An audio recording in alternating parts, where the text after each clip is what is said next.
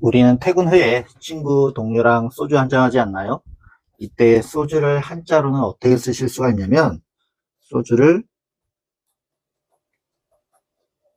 이렇게 쓰시면 얘는 불사르다라는 뜻의 불사를 소자가 되고요. 그 다음에 주자는 이렇게 쓰시면 얘는 진한 술이라는 뜻의 주자가 됩니다. 그리고 소주를 한자로 이렇게 쓰거든요. 그래서 한자 그대로 이야기를 하면 불타는 술이라는 뜻이 되겠죠. 이 소주가 고려 후기에 몽골에서 들어왔다라고 하며 다른 한자로 불사를 소자에 술주자를 쓰는 주자가 있습니다. 이렇게 우리가 아는, 이거는 당연히 술이라는 뜻의 술주자를 쓰죠. 그러면 주자가 한자가 다른데 이 진한 술 주자는 불에 탈 만큼 순도가 높은 전국술을 의미합니다.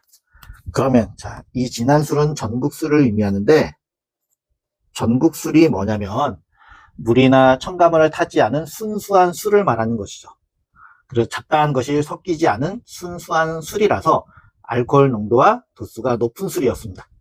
그런데 현대인의 입맛에 맞춰서 도수를 좀 낮추다 보니까 요즘에 소주는 증류수가 아닌 희석식 소주라고 이야기를 하거든요. 그 희석식을 한자로 어떻게 써드릴 수 있냐면, 이렇게 쓰시면 얘는 드물다라는 뜻의 드물 시자가 되겠고요.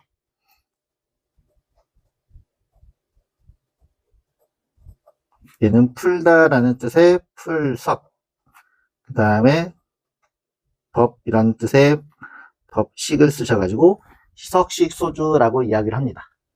그래서 요즘에 소주는 희석식인데도 진한 술 주자를 쓴 소주병들이 많이 있거든요. 그래서 엄밀히 말하면 이제는 진한 술이 아닌 희석식 소주라고 진한 술 주자를 쓴 이 소주가 아니고 우리가 일반적으로 쓰는 이 삼수변의 술 주자를 써야 된다라고 합니다. 그렇다면 반면에 이제 우리가 소주만 마시는 것이 아니고 안주를 먹는다라고 할 때 안주는 한자로 어떻게 쓰실 수가 있냐면요.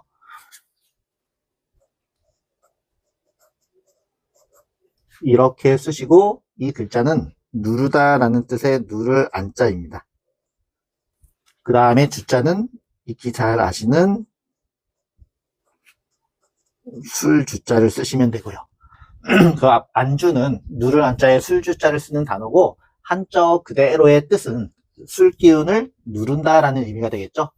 그 누를 안자는 편안한 안자와도 통용되기 때문에 이익의 성우사설이라는 책에서는 안주를 편안한 안자에 술주자를 썼고 그래서 속을 편하게 하는 것이라고 하였습니다. 그래서 술 마실 때 안주를 먹는 것도 중요하지만 적당한 음주 문화가 더 중요하겠죠. 자, 그렇다면 이제 마지막으로 우리가 술자리에서 잔을 들어 외치는 건배라는 말은 어떤 의미가 있을까요? 이때 건배를 한자로는 이렇게 쓰시고 그 다음에 배자는 이렇게 쓰셔가지고 얘는 하늘이라는 뜻의 하늘 건자고 얘는 잔이라는 뜻의 잔배라고 하시면 되겠죠. 그런데 이때 우리가 건배라는 말은 잘못 쓰는 말이고 간배라고 쓰셔야 됩니다. 왜냐면 우리가 알고 있는 이 건은 하늘이라는 뜻에는 건자인데 마르다 라는 뜻에는 간이라고 읽거든요. 그래서 마르다, 말린다 라는 뜻의 간으로 읽어서 건어물이 아니고 간어물이라고 해야 되고 건조대가 아니라 간조대, 건전지가 아니라 간전지라고 원래는 해야 되는 겁니다. 그런데 이제 건배가 잔을 비워서 말린다 라는 뜻이니까 간이 되는 것이죠. 그래서 오늘은 소주라는 주자가 진한 술 주자이지만 지금은 이제 희석식 소주로 바뀌었다라는 거.